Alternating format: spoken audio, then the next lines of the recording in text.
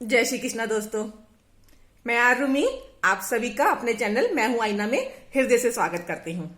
हमारे जीवन में रिश्तों की बेहद अहम भूमिका होती है। यहाँ बात उन रिश्तों की जो पति पत्नी यानी कि एक जोड़े के रूप में एक दूसरे का साथ निभाने का भरसक प्रयत्न करते हैं ताउम्र पूरी जिंदगी। उनका आपसी व्यवहार देखने में जितना सहज लगता है ना, अंदर से वो उतने ही टूटा हुआ और बिखरा हुआ रिश्ता होता है उनका। आज के बदलते परिवेश में इंसान की सोच भी बहुत हद तक बदल चुकी है, बहुत हद तक बदल चुकी है। दाम्पत्य जीवन में दरार आ चुकी है। बात बात पर गुस्सा करना, शक्की व्यवहार, झगड़े, मनमुटाव अब एक आम सी बात हो गई है। आज के दौर में पीड़ित सिर्फ विवाहित स्त्री ही नहीं है, विवाहित पुरुष पीड़ित है। कितना दुखदाई होता है ना वो जीवन जिसमें शरीर तो हो जिंदा मगर आत्मा कहीं मर जाती है अंदर से। बहुत दुखदाई होता है जब आत्मा मर जाती है अंदर से। वो साथ रहते हुए भी अजनबियों की तरह रहने लगते हैं। बहुत दूरियां आ जाती हैं उनमें, बहुत दूरियां। आज के बदलते दौर में हर कोई पीड़ित है, हर कोई पीड़ित है, कहीं पुरुष तो कहीं स्त्री। ये तकलीफ हर दूसरे घर की है, ये तकलीफ हर दूसरे घर की है। जहां नारी को सहनशील और ममतामयी समझा गया है मगर उसकी इच्छाओं को कुचल दिया जाता है वहां पर, तो दूसरी तरफ पुरुष भी मानसिक रूप से कम प्रताड़ित नहीं है। वे पूरी शिद्दत से अपनी गृहस्थी की गाड़ी संभालते हैं तो वहां महिलाएं अपनी नादानी का परिचय देती हैं। पुरुष भी अपनी पीड़ा को कहना चाहता है, अपना दुख दर्द साझा करना चाहता है मगर वहां उनकी सुनने वाला कोई नहीं होता। एक बात यहां जरूर कहना चाहूंगी कि अगर पुरुष पीड़ित है तो वो स्वतंत्र है, लेकिन अगर स्त्री पीड़ित है तो वो स्वतंत्र नहीं है। घुटन भरी जिंदगी उसकी दिनचर्या बन चुकी होती है, घुटन भरी जिंदगी। एक समझदार और जिम्मेवार इंसान अपने दाम्पत्य जीवन को बचाने के लिए हर संभव कोशिश करेगा, हर संभव। स्त्री पुरुष दोनों ही एक दूसरे के पूरक होते हैं। दोनों में से अगर कोई एक अकेला ही गृहस्थी की गाड़ी संभालेगा, जिम्मेवारियों का बोझ सहन करेगा तो असफल ही रहेगा। इस बात को एक स्त्री के माध्यम से, स्त्री होने के नाते स्त्री की मनोदशा को एक कविता के माध्यम से मैंने यहां पर प्रस्तुत करने की कोशिश की है। यह व्यथा सिर्फ एक स्त्री मात्र के लिए नहीं है, ये कविता पीड़ित पुरुषों के लिए भी लागू होती है, पीड़ित पुरुषों के लिए भी है। ये कविता एक तुर्की कविता का हिंदी रूपांतरण है। मेरी कविता का शीर्षक है प्रस्थान रिश्ते से। प्रस्थान रिश्ते से। ध्यान से सुनिएगा कि रिश्तों को निभाने में वो सहती है बहुत कुछ। रिश्तों को निभाने में वो सहती है बहुत कुछ। उसका दिल, दिमाग और यहां तक कि रूह भी सब कुछ झेलता है, सब झेलता है। इतने आघात और झटके, लेकिन उसमें इतना समर्पण भाव है कि वो निष्ठापूर्वक सब झेलती चली जाती है, सब झेलती चली जाती है। यहां तक कि वो परपुरुष की कल्पना भी अपने दिलो दिमाग पर हावी नहीं होने देती। यहां तक कि वो परपुरुष की कल्पना भी अपने दिलो दिमाग पर हावी नहीं होने देती है। वो हर छोटी बात पर तुनक्कर झगड़ा भी नहीं करती है, हर छोटी बात पर तुनक्कर झगड़ा भी नहीं करती है। ना ही अपने साथी को बात बात पर खींचने से गुस्सा करती है। कि रिश्तों को निभाने में वो बहुत कुछ सहती है, बहुत कुछ सहती है। वो थोड़ी जिद्दी और सनकी होती है, थोड़ी जिद्दी और सनकी होती है। प्रेम को तो ऐसे सीने से चिपकाई रहती है जैसे खूंटे पर टंगा हुआ कोई सामान हो। प्रेम को तो ऐसे सीने से चिपकाई रहती है जैसे खूंटे पर टंगा हुआ कोई सामान हो। कोई भी तकलीफ आने पर वो दुख दर्द साझा करना चाहती है, वो अपना दुख दर्द साझा करना चाहती है ये कहने भर के लिए कि मैं हूं ना तुम्हारे साथ, सब ठीक हो जाएगा। मैं हूं तुम्हारे साथ, सब ठीक हो जाएगा। उसका साथी चाहे उसे कितना भी खिंचता रहे, कितना भी आग बबूला होता रहे, वो रिश्तों के निभाने में ही आस नहीं छोड़ती है। वो बिल्कुल भी आस नहीं छोड़ती है कि रिश्तों को निभाने में मैं बहुत कुछ सहती है। वो रिश्तों को निभाने में बहुत कुछ सहती है।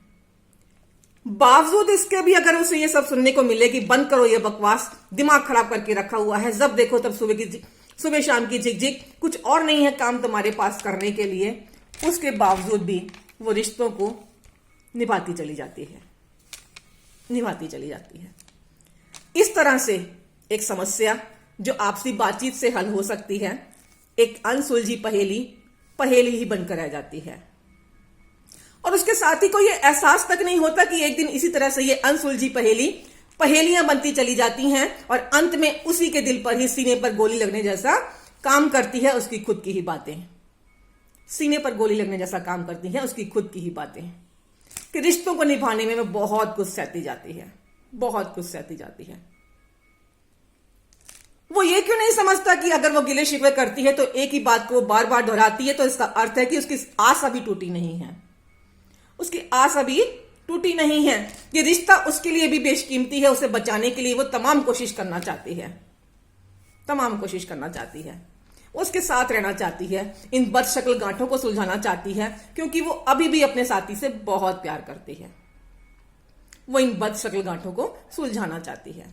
उसके ताने गाली गलौज सुनने के बाद भी वो अपने साथी से अभी भी बहुत प्यार करती है। लेकिन जब अंतिम तौर पर वो पूरी तरह से टूट जाती है, टूट जाते हैं उसके इस रिश्तों पर से आस, तो उसका दिल हो जाता है बुरी तरह से लहूलुहान। उसका दिल हो जाता है बुरी तरह से लहूलुहान कि रिश्तों को निभाने में बहुत कुछ सहती जाती है, बहुत कुछ सहती जाती है। और एक दिन ऐसा आता है कि वो चल देती है चुपचाप दबे पांव, अपने साथी के दिल से कर देती है वो प्रस्थान निराश होकर, अपने साथी के दिल से कर देती है वो प्रस्थान निराश होकर। किंतु उसका साथी अभी भी इस आहट को समझ नहीं पाता है। अब ना तो वो कोई शिकायत करती है, ना ही कोई झगड़ा करती है, बस एक शांत चुप्पी भरा माहौल मन ही मन में अपने आप को समेटना शुरू कर देती है, समेटना शुरू कर देती है। अब रखती है वो अपने आप को व्यस्त अपने आप में ही, जबकि शरीर से वो करती रहती है निरंतर यथावत कार्य। वो रखती है अपने आप को व्यस्त, शरीर से निरंतर करती रहती है वो यथावत कार्य कि रिश्तों को निभाने में बहुत कुछ सहती जाती है। और इस तरह से वो निकल जाती है रिश्ते के दरवाजे से बाहर। और इस तरह से वो निकल जाती है रिश्ते के दरवाजे से बाहर। सचमुच सचमुच ऐसे प्रस्थान करने वाले लोगों के पैरों की आहट तक सुनाई नहीं देती है, आहट तक सुनाई नहीं देती है। वो अपना बोरिया बिस्तर कुछ ऐसे समेटती है कि किसी को कानो कान खबर तक नहीं होती है, किसी को कानो कान खबर तक नहीं होती है। और इस तरह से वो निकल जाती है रिश्ते के दरवाजे से बाहर कि रिश्तों को निभाने के लिए वो बहुत कुछ सहती जाती है, बहुत कुछ सहती जाती है। फिर रसोई में वो जो बनाती है ना खाना, बगल में बैठकर जो देखती है ना टीवी, रात में भी वो अपनी रूह को परे रखकर कर लेती है बिस्तर पर भी जैसे तैसे प्रेम। वो जो रसोई में बनाती है ना खाना, बगल में बैठकर जो देखती है ना टीवी, रात में भी वो अपनी रूह को परे रखकर कर लेती है ना बिस्तर पर वो जैसे तैसे प्रेम। देखने में सब कुछ संभालने लगता है, देखने में भले ही सब कुछ संभालने लगता है, लेकिन अब वो पहले जैसी नहीं होती है, वो पहले जैसी नहीं रहती है। कितनी शालीनता और चुप्पी से वो करती है इस रिश्ते से प्रस्थान, कितनी शालीनता और चुप्पी से वो करती है इस रिश्ते से प्रस्थान की कोई आहट भी नहीं होती, कोई आहट भी नहीं होती, कोई आहट भी नहीं होती कि रिश्तों को निभाने में वो बहुत कुछ सहती जाती है, वो बहुत कुछ सहती जाती है। नारी पुरुष दोनों के लिए है मेरी ये कविता, नारी पुरुष दोनों के लिए है मेरी ये कविता। जब तक एक दूसरे की भावनाओं को वो नहीं समझेंगे तब तक ये रिश्ता व्यर्थ है, निरर्थक है। धैर्य से ही रिश्ते चल सकते हैं, धैर्य से ही रिश्ते चल सकते हैं, मगर कब तक, कब तक?